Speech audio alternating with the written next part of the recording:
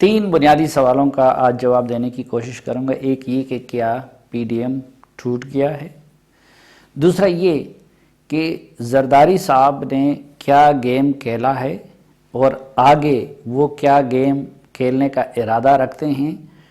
اور وہ گیم کھیل رہے ہیں یا آگے جا کے خود ان کے ساتھ بڑا ہاتھ ہونے والا ہے۔ اور تیسرا یہ جو شاید آپ سب لوگوں کو بڑا عجیب بھی لگے کہ کیا پی ٹی آئی اور پیپلز پارٹی کا اتحاد ہونے جا رہا ہے۔ تو سب سے پہلے موضوع کی طرف آتے ہیں کہ کیا پی ڈی ایم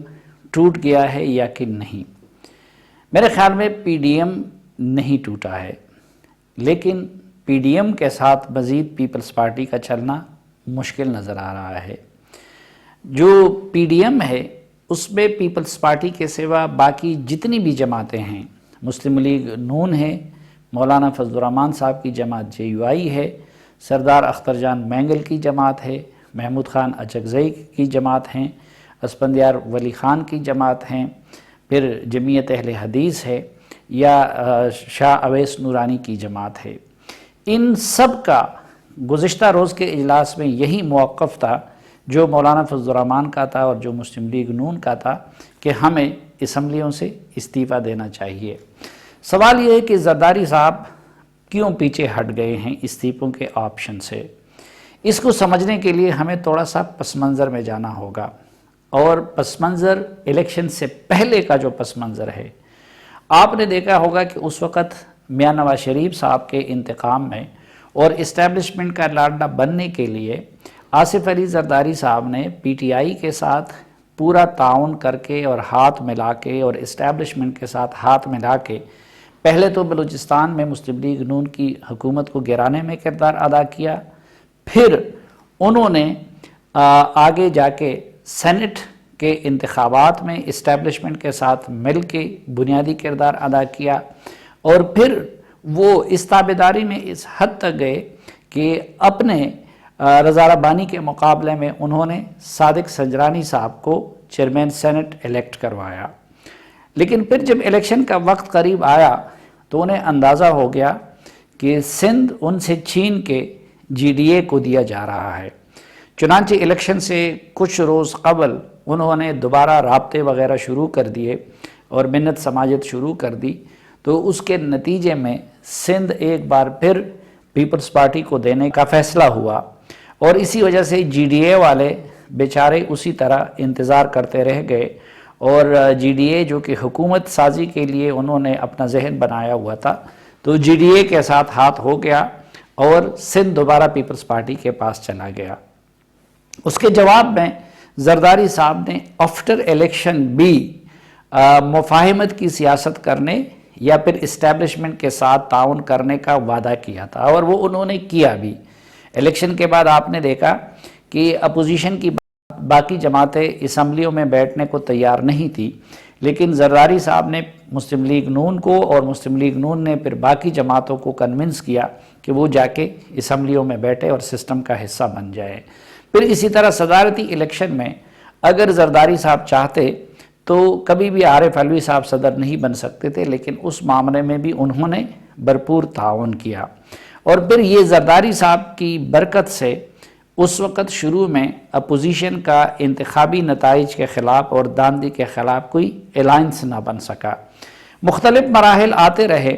لیکن ایک وقت ایسا آ گیا کہ خود زرداری صاحب بھی پھر شکنجے میں آ گئے، کیونکہ اگر صرف نواز شریف کو شکنجے میں لایا جاتا اور ان کو چھوڑا جاتا تو تب احتساب کو وقت نہیں مل سکتی تھی، چنانچہ احتساب میں مجبوراً زرداری صاحب کو بھی حصہ دلوایا گیا، اور زرداری صاحب بھی اندر ہو گئے، ان کی بہن فریال تالپور کو بھی اندر کر دیا گیا، اسی طرح ان کے خلاف درجنوں کیسز کھل گئے، اور زرداری صاحب کو یہ احساس ہونے لگا کہ شاید ان کے ساتھ ہاتھ ہو گیا ہے یا دھوکہ ہو گیا ہے۔ تو شروع میں انہوں نے چیئرمین سینٹ کے خلاف عدم اعتماد لانے کی کوشش کی، جس میں ان کو بری طرح مار پڑی۔ پھر جب میاں نواز شریف ملک سے باہر چلے گئے تو زرداری صاحب کو یہ احساس ہو گیا کہ مسلم لیگ نون نے اپنی بات بنا لی اور میں پیچھے رہ گیا، اور اس دوران وہ اور ان کی جماعت زیر عتاب بھی تھے، اور ان کو ایسے اشارے بھی مل رہے تھے کہ شاید ان سے سندھ کی حکومت بھی چھین لی جائے۔ چنانچہ ایک طریقہ یہ تھا کہ زرداری صاحب پھر منت ترلا شروع کر لیتے، لیکن انہوں نے دوسرا رستہ اپنا لیا۔ وہ آئے، انہوں نے مولانا فضل الرحمان کو اعتماد دلا دیا کہ اب کے بار وہ سیریس ہیں اور وہ ڈٹ کے اپوزیشن کرنے کو تیار ہیں، وہ اسمبلیوں سے نکلنے کو بھی تیار ہے، اور جیسا بھی ہوگا وہ ہر قربانی کے لیے تیار ہے، اور وہ جینون اپوزیشن کا کردار ادا کریں گے۔ مولانا فضل الرحمان کو شروع میں تو یقین نہیں آ رہا تھا، لیکن بعد میں وہ زرداری صاحب کی باتوں پہ یقین کرنے لگے، اور اسی لیے اے پی سی مولانا فضل الرحمان نے خود بلانے کی بجائے یہ ٹاسک ان کو سونپ دیا تاکہ کل زرداری صاحب پیچھے نہ ہٹ سکے۔ چنانچہ اے پی سی انہوں نے بلا لیا، اور اسٹیبلشمنٹ کو سخت پیغام دینے کے لیے اور اپنے آپ کو زیادہ انقلابی ثابت کرنے کے لیے انہوں نے اس میں پی ٹی ایم یعنی پختون تحفظ مومنٹ کے نمائندے محسن داوڑ کو بھی بلا لیا، اور شروع میں جو وہاں سے اعلامیہ نکلا وہ بڑا انقلابی تھا اور وہ بڑا جارحانہ تھا، اور یہ جو پی ڈی ایم کا بننا تھا یہ اسٹیبلشمنٹ کے لیے بھی اور عمران خان کے لیے بھی بہت بڑا سرپرائز تھا۔ چنانچہ اس کے بعد پھر رابطے شروع ہو گئے، اور حقیقت یہ ہے کہ پی ڈی ایم کے بننے نے مقتدر حلقوں کو بھی ہلا کے رکھ دیا تھا اور حکومت کو بھی ہلا کے رکھ دیا تھا۔ اب اس کے بعد مسلم لیگ نون کے ساتھ انفرادی رابطوں کے ذریعے تو آخر میں بات یہاں تک پہنچی کہ کچھ ایک دوسرے کو رعایت دینے کے لیے یا سی بی ایمز تک بات رہی، لیکن پیپلز پارٹی کے ساتھ جو رابطے ہوئے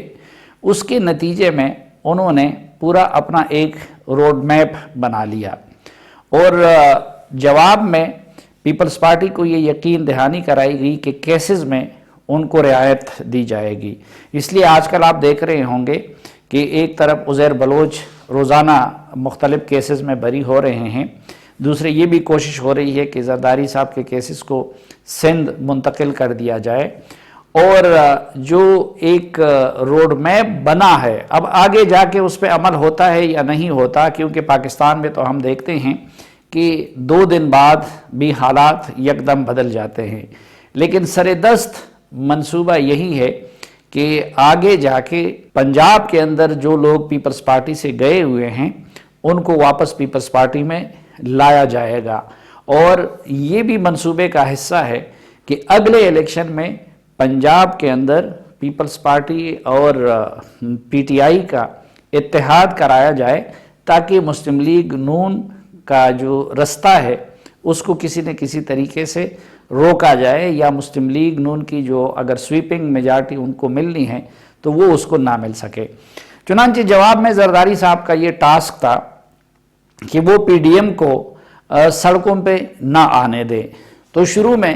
انہوں نے، اور یہ سلسلہ اس وقت سے شروع ہوا تھا کہ جب گلگت بلتستان میں بلاول بھٹو زرداری نے وہ مشہور زمانہ بیان دیا تھا کہ مجھے میاں نواز شریف کے بیان سے دھچکا پہنچا تھا، تو اس کے بعد پہلے تو وہ استعفوں کی بات سے پیچھے ہٹ گئے، اور انہوں نے یہ کہا کہ ہم سینٹ کے الیکشن کو نہیں چھوڑ سکتے۔ عذر اس کے لیے یہ تراشا گیا کہ اس کے نتیجے میں حکومت کو سینٹ میں 2/3 میجارٹی مل جائے گی، اور پھر وہ 18th امینڈمنٹ کو ختم کر دے گی۔ تو اس بیانیے پہ انہوں نے نواز شریف کو بھی کنونس کر لیا اور پی ڈی ایم کی دیگر جماعتوں کو بھی کنونس کر لیا۔ اسی طرح ضمنی الیکشن میں حصہ لینے پہ بھی پیپلز پارٹی ہی نے انیشیٹ کر کے باقی جماعتوں کو کنونس کر لیا۔ اسی طرح سینٹ کے الیکشن میں گیلانی صاحب کا آئیڈیا اگرچہ بنیادی طور پر خود انڈیجنس تھا اور مصطفیٰ نواب کوکر صاحب کا آئیڈیا تھا، لیکن اس میں بھی مقتدر حلقوں سے این او سی لے لی گئی تھی، اور گیلانی صاحب کی کچھ اہم ملاقاتیں بھی ہوئی تھی، لیکن وہ صرف ان کو سینٹ کا ممبر بنانے کی حد تک تھا، کیونکہ عمران خان صاحب کو بھی سبق پڑھانا یا سبق سکھانا مقصود تھا، لیکن یہ ارادہ نہیں تھا کہ ان کو ساتھ چیئرمین سینٹ بھی بنا دیا جائے۔ اب اس کے بعد زرداری صاحب کو یہ خواب دکھایا گیا ہے، یا انہوں نے یہ خواب دیکھا ہے کہ اس کے بعد پنجاب میں وہ عدم اعتماد لائیں گے، اور بزدار صاحب چونکہ مقتدر حلقوں کو بھی اچھے نہیں لگتے، تو اگر وہاں پہ پرویز الہی کو وزیر اعلیٰ بنا دیا جاتا تو اس صورت میں پنجاب میں بھی ان کو حصہ مل جاتا، اور آگے جا کے زرداری صاحب مرکز میں عدم اعتماد کی کوشش کرتے اور اگر عدم اعتماد میں کامیاب ہو جاتے تو اس صورت میں وزارت عظمیٰ پیپلز پارٹی کو مل جاتی۔ اس لیے کچھ لوگ اس دوران بلاول بھٹو زرداری کے وزیر اعظم بننے کے نعرے بھی لگاتے رہے، تو وہ ظاہر ہے کہ اسی پارلیمنٹ سے ان کو مل سکتا ہے۔ لیکن زرداری صاحب یہ سوچتے ہیں اور بالکل بجا سوچتے ہیں کہ اگر دوبارہ الیکشن کی نوبت آتی ہے تو اس صورت میں مرکز یا پنجاب میں اقتدار تو دور کی بات ہے بلکہ اس کو شاید مشکل سے سندھ میں بھی دوبارہ اقتدار مل جائے، اور اس صورت میں مقتدر حلقے بھی ان سے ناراض ہو جائیں گے۔ اسی لیے یہ بات پہلے سے طے تھی اور کلیئر تھا کہ زرداری صاحب پی ڈی ایم میں بالخصوص مولانا فضل الرحمان اور مسلم لیگ نون کے میاں نواز شریف کے اس انقلابی بیانیے کے ساتھ نہیں جائیں گے۔ لیکن اب جبکہ وہ اس بات پہ اصرار کرنے لگے تو پیپلز پارٹی نے اور زرداری صاحب نے اس میں نہ کر دی اور عملاً انہوں نے انکار ہی کر دیا ہے۔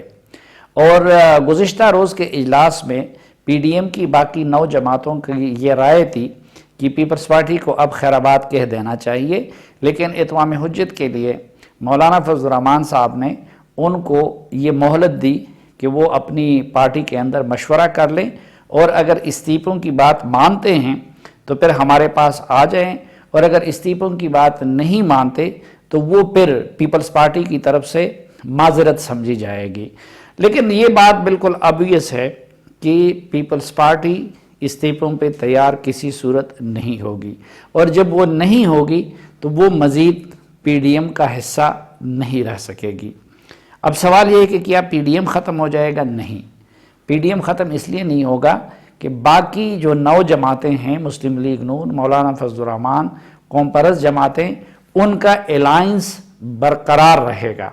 نہ صرف یہ کہ برقرار رہے گا بلکہ پیپلز پارٹی کے الگ ہو جانے کی صورت میں ان کا رویہ اور بھی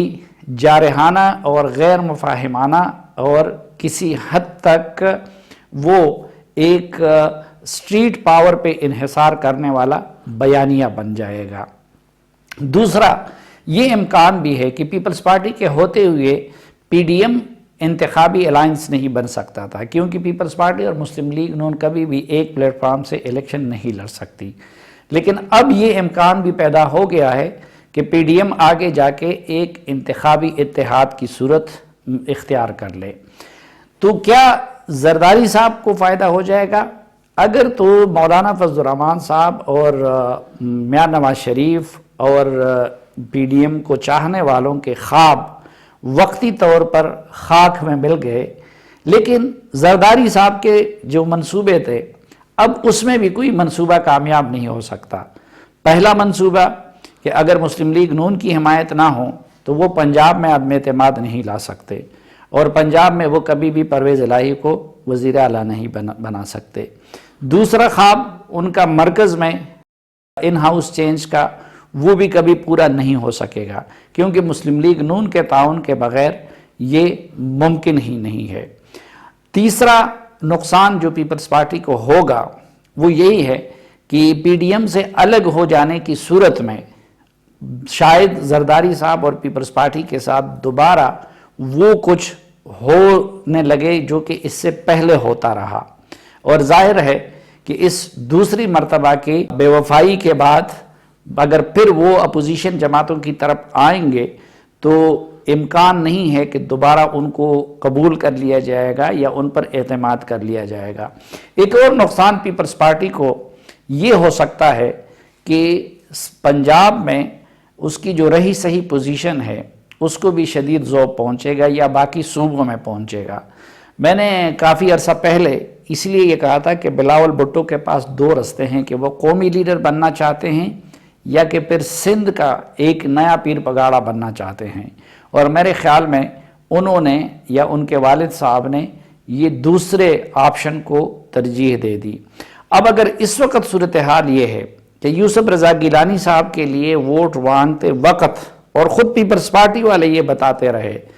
کہ کچھ لوگوں نے مسلم لیگ نون کے ٹکٹ کی یقین دہانی مانگی جو پیپلز پارٹی کی ریکویسٹ پہ مسلم لیگ نون کی لیڈرشپ نے دے دی، تو اب اگر پیپلز پارٹی سندھ کی حکومت کی خاطر یا اپنے کیسز کی خاطر وہ پی ڈی ایم سے الگ ہوتی ہے تو اس کے بعد تو پنجاب اور خیبر پختونخوا اور بلوچستان میں اس کی صورتحال مزید بھی پتلی ہو جائے گی۔ تو میرے خیال میں وقتی طور پر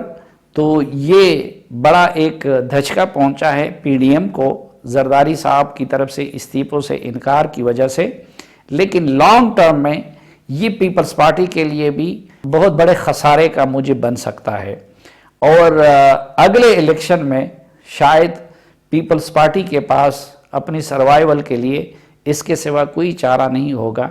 کہ وہ پی ٹی آئی سے الائنس کرے، اور منصوبہ بھی یہی ہے کہ اگلے الیکشن سے پہلے پی ٹی آئی اور پیپلز پارٹی کو ایک دوسرے کے قریب لایا جائے، اور ایسا ہو جائے گا، لیکن اس صورت میں پی ٹی آئی اور پیپلز پارٹی میں کوئی فرق نہیں رہے گی۔